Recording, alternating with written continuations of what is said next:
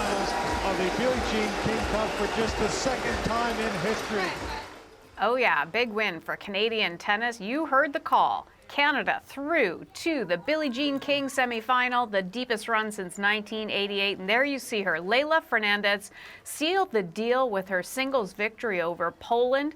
Canada locked up first place in Group C by sweeping Poland and the host nation Spain. And Canada will now play the winner of Group A tomorrow. Let's dig into this a little bit more. Arash Madani, covering the tournament for Sportsnet, joins me now live. Arash, this is fun. She really kicked butt.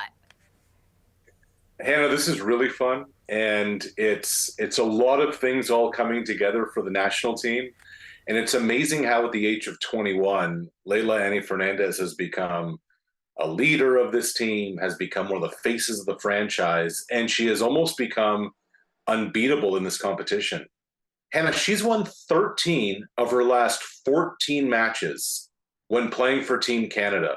And, you know, yesterday she's going up against Poland. She's going up against a top 25 player in the world, and she absolutely demolished her. So it's amazing. Leylah always talks about playing in the Billie Jean King Cup brings out the best in me, and then she goes and backs it up with performances like that. Do you think she can take it all? Well, it's a team competition. I mean, this is not just Leylah, and that's what makes this event so fun. You have to win 2 of 3 matches in a day. You play 2 singles matches and a doubles match. And Leylah's been the second match each day, but she sets the tone for the entire team, not just on court. You know, you talk to people around the group, and they say, you know, when she's in the locker room, she kind of leads by example, but she's also fun, playing cards, keeping it light, making jokes, all those kinds of things. But when she's on the court, she's all business. And it's interesting, Hannah, because the first half of the season was a real struggle for Leylah. She was telling me earlier this week, she said, you know, it's been a really disappointing season for me until about September. It's been a tale of kind of 2 years. She went on an 8-match winning streak. She won a title in Hong Kong. She's playing really strong. She said things started to click. Her ranking has gone from 96 to 35, and it's all kind of punctuated by what's happening this week wearing the Team Canada uniform. Yeah, so cool to see her wearing the Team Canada uniform. There is someone else that it's kind of a story out of nowhere, Rash. Maybe the next one for Canada?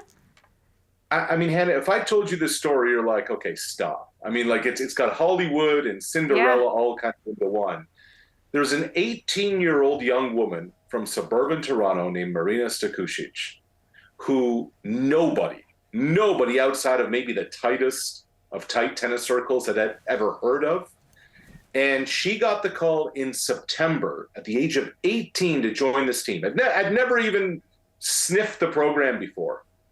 And they throw her against the world number 65 and the world number 66.